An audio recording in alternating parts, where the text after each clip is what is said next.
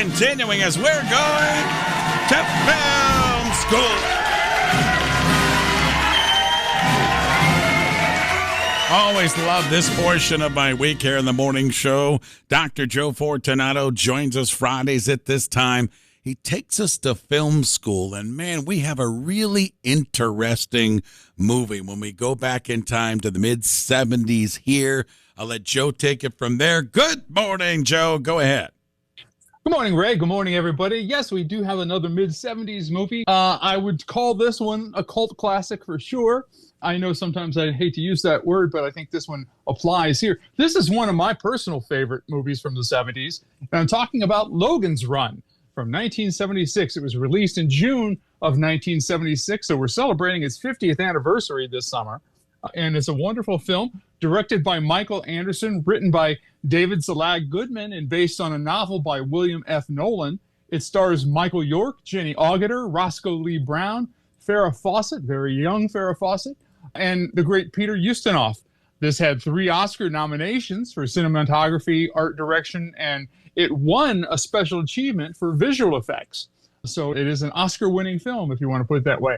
If you're not familiar with the story of the film, it's in the future society. It's the year 2274.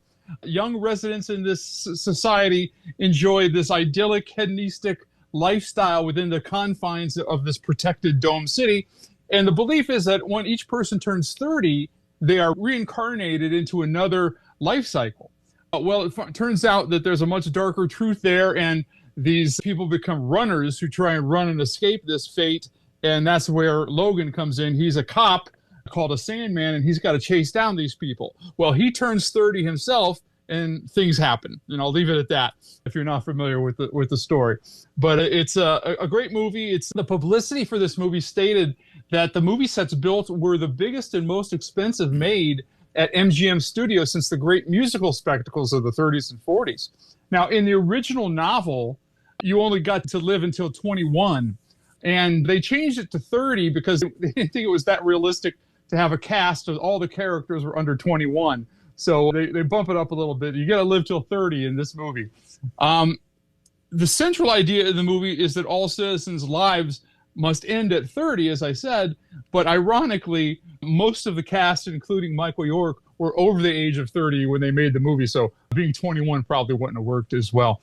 There's a sequence in the movie where they go to something called the Love Shop, where they can just sort of order whatever pleasures them.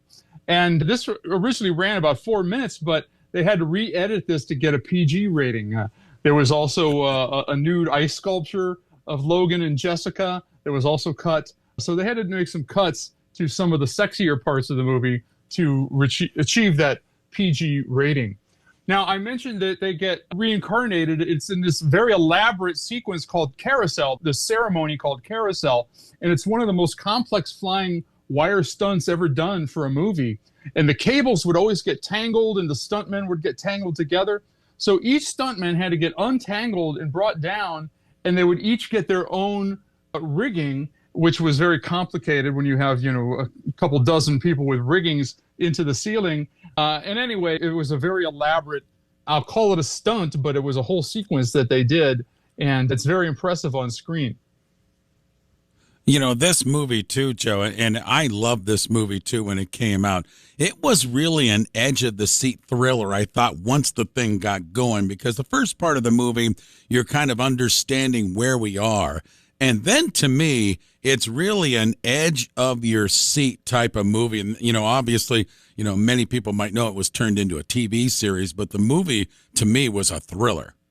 Yeah, and, you're right. The first part of the movie sort of sets up this world building, which you're very accurate. And then the second half of the movie is essentially The Fugitive. Yeah. If you want to put it that way, if you like that movie, where they're chasing. And then this time the chaser becomes the chasee, and that's always a nice way to go about things in a story.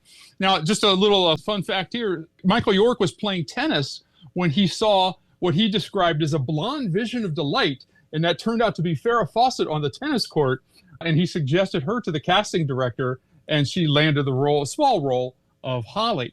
Peter Ustinov, one of the great actors, improvised much of his dialogue.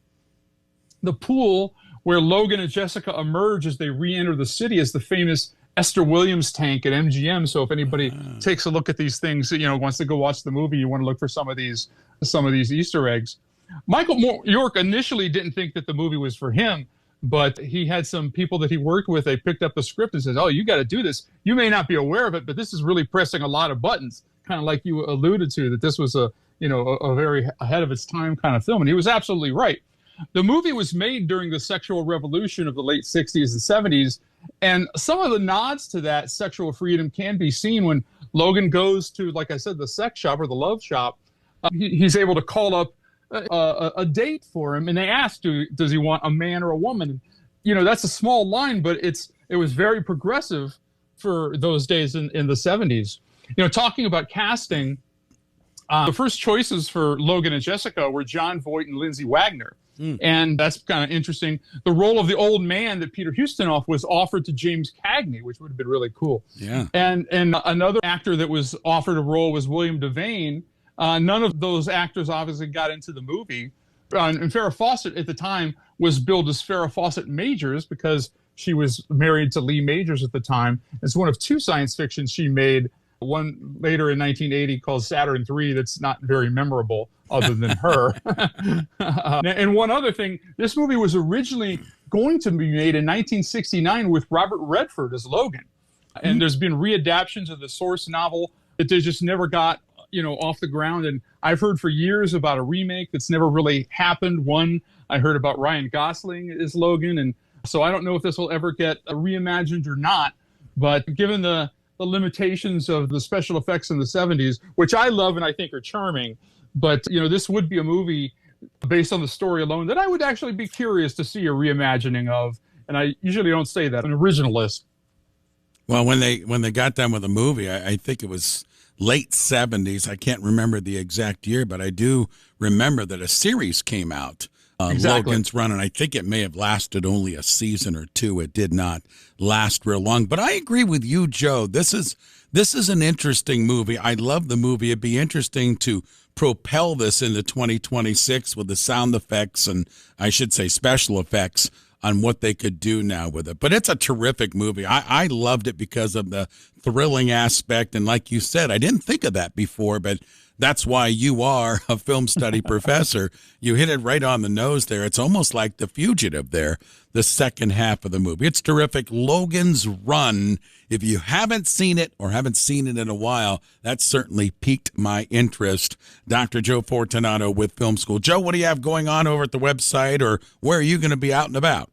Actually, I have quite a bit going on here in the next couple of months, and it's not, some of these don't start until October, but definitely go to my website, joefortunato.net, and check out the events page. Just a quick rundown. Some of these I haven't even mentioned before, but on Saturday, October 24th, I'll be doing a lecture at the Green Branch Library on the Universal Monsters, Frankenstein, Dracula, Wolfman. So for Halloween, if you're a fan of those vintage monsters or grew up watching them on Saturday morning TV or something, you want to come learn about their history. Then we're going to be doing a live Fortunato Film School November 7th at Gillies. We're going to be doing Rocky. This is the 50th anniversary of Rocky this year, so we thought that would be a fun movie That's going to be fun, Joe. That's going to be fun.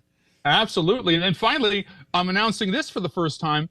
December 5th, I will be doing another live Fortunato Film School. It's a Wonderful Life at the Life Spring Church in Akron.